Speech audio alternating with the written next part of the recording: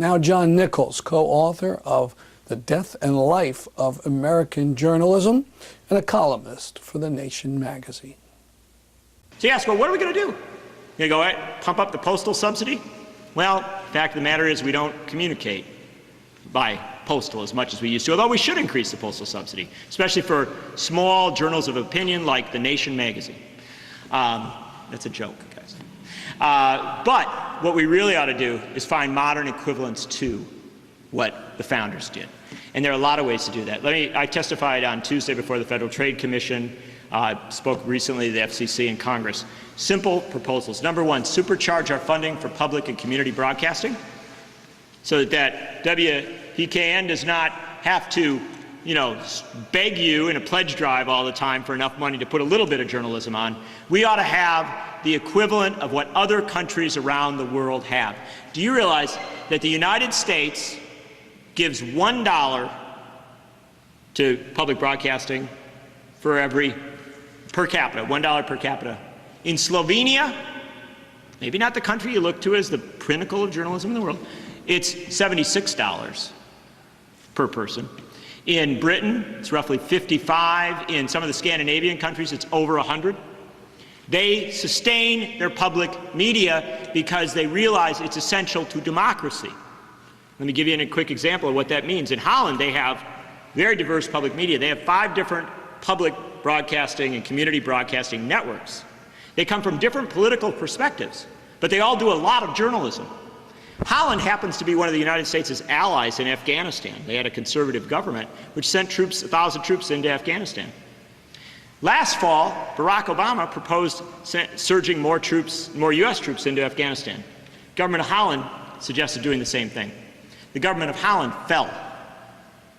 The government fell on that proposal. Their authority, their ability to govern was ended because they had suggested something so crazy as surging more troops into Afghanistan.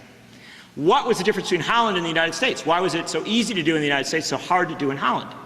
Well, on many days, the Dutch media has more reporters on the ground in Afghanistan than the United States media, because their publicly funded media sends a lot of journalists down to cover what their 1,000 troops are doing.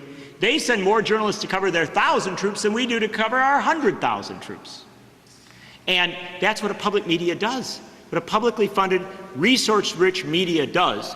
When you have the proper firewalls to make sure that government doesn't tell it what to do, you create a situation where you get people the information they need to be their own governors. So that's right, supercharge there.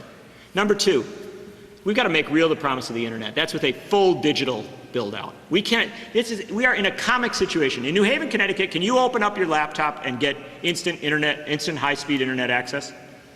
Come on, this is like Yale University, all that, and you can't open up your laptop and be connected. Do you realize that you can do that in dozens of countries around the world? Do you know that Korea built its broadband out to every corner of the country? The most rural place in South Korea has 100% high-speed broadband internet, completely built out that you can get free access to. Why? Because they want to be part of the 21st century. We have subsumed our broadband and digital build-out to commercial interests, and we've said, well, you guys do what you want. That's ridiculous. That is antithetical to using this new technology in any kind of way that sustains democracy. We have to have an absolute commitment to complete build-out. We have to have net neutrality, which absolutely guarantees that when you go online, you can get to any site without barriers and paywalls and charges. And then, let's be honest with ourselves. We have to recognize that the advertising revenues are not going to be there to create sufficient journalism online. And so we're going to have to find ways, models, by which people can make a living online. Now, I know there's folks who say, well, let's wait for a foundation to do it. There aren't enough foundations. We really quantified in our book. There just aren't enough foundations. There aren't even enough rich guys to go out and do it. The bottom line is we have to find another model to do it. And there are good models. Some of them are communal, where we come together to sustain them. That's a good thing.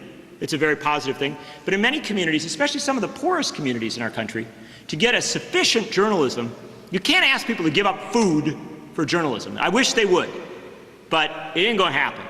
And so we have to recognize that there are places where the public sphere must become engaged here. We have to do what other countries do, and that is support the production of journalism at the local level. Again, supercharging of public and community broadcasting, one way to do it. But another way to do it is to say that what we do about education. We think education is important, right?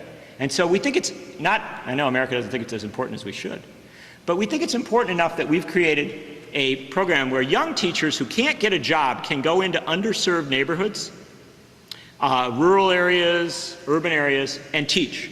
We call it Teach for America, we call it Write for America, we call it Teach for America, we call it AmeriCorps, things like that.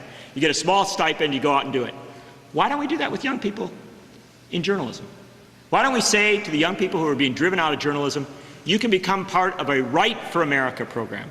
You can become part of a News for America program, where you can go out into an underserved neighborhood, produce journalism, either hooking up with existing, maybe hooking up with working with Scott, or somebody who's producing media right now, or come together and create your own media. That's a doable thing. Other countries are looking at this and doing it right now. And let's think of one other thing too. Let's say the journalism is enough of a public good, something that society needs to produce, that every citizen should have the ability to direct a citizen news voucher worth $200 to any media they want. This is a proposal from Dean Baker, the economist who actually predicted the meltdown. And he says, just, you know, everybody should have $200 in federal money they can guide to any media they want. Government can't tell them who to give it to. You get to divide it. You can divide it up, whatever. So, well, that's just a crazy idea. How could we ever do something like that? It's nuts.